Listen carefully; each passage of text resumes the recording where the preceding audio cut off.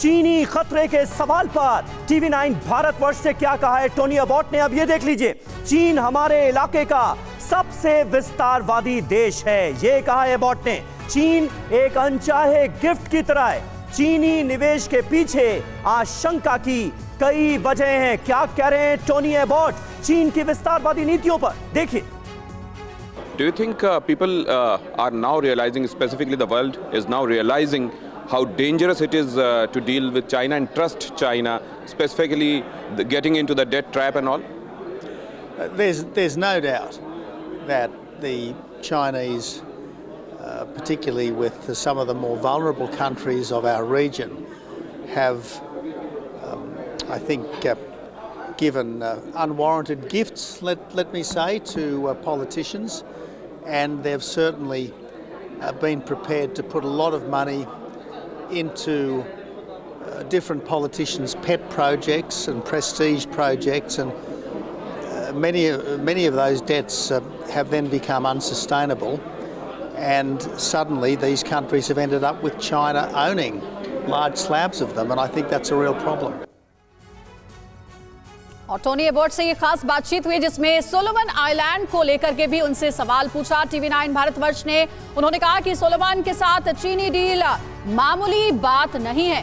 Solomon के नेताओं पर चीन ज्यादा ही उदार है और चीन के पास पैसा और पेप प्रोजेक्ट्स हैं। टोनी अबॉट ने बातचीत में सोलोमन आइलैंड को लेकर ये बड़ी बात कही है। What about Solomon Island? Are they realizing where are they heading to?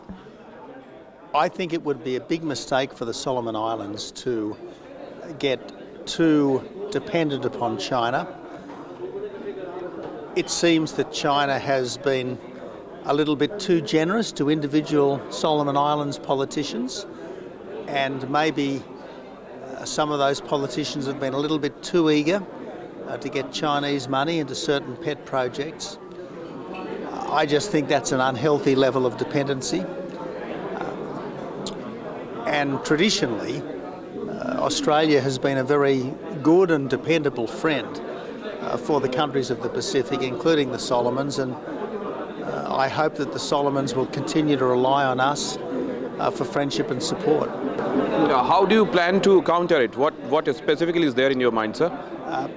We are going to counter it, at least in the first instance, by carefully explaining to the Solomons just what the relative benefits are of sticking with an old friend like Australia, as opposed to rushing off to deal with a country which, in the end, just wants to take advantage of them.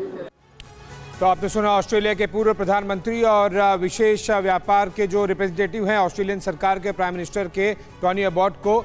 General Sinha के पास चलते हैं। General Sinha, जिस तरह से हमने देखा कि Tony Abbott लगातार सोलोमन आइलैंड की बात कर रहे हैं, क्वाड की बात कर रहे हैं, फ्री ट्रेड एग्रीमेंट जो साइन हुआ है कुछ हफ्तों पहले उसकी बात कर रहे हैं, ये क्या कमर्शियल, मिलिट्री, सारे अलायंस एक दूसरे में मिक्स होते जा रहे हैं? क्वाड को लेकर ऑस्ट्रेलिया की एंट्री केवल 2 साल पहले ही हुई है, उससे पहले क्वाड में नहीं था। अब फ्री ट्रेड एग्रीमेंट हुआ है। ऑस्ट्रेलिया का ये झुकाव, चाहे वो कॉमर्स हो, व्यापार या फिर मिलिट्री, इन दोनों को लेकर भारत की तरफ बहुत ज्यादा और बहुत इंटेंस दिखा है पिछले कुछ महीनों में। क्या ये चीन के लिए एक बड़ा संदेश है? एकदम। देखिए, चीन के परिप्रेक्ष्य में यदि हम बात करें तो एक कहावत है ना, enemies enemy is your friend. चीन हमारा कॉमन शत्रु है, चाहे ऑस्ट्रेलिया का हो, अमेरिका का हो, चाहे हिंदुस्तान का हो। चीन का जो कॉन्सेप्ट है वो जो माओ त्से तुंग के ज़माने से जोंग हुआ, दैट मीन्स चीन वर्ल्ड का सुपर पावर नंबर 1 बनना चाहिए। ये है चीन की सोच। चीन की सोच है विस्तारवादी, चीन की सोच है सलामी स्लाइसिंग टेक्निक। तो अब हिंदुस्तान कहाँ फिट इन करता है?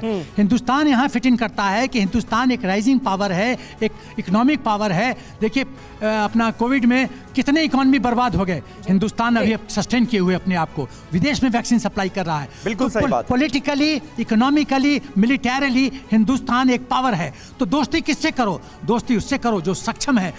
अड़ी सोमवार से शुक्रवार शाम 6 बजे सिर्फ टीवी 9 भारतवर्ष पर।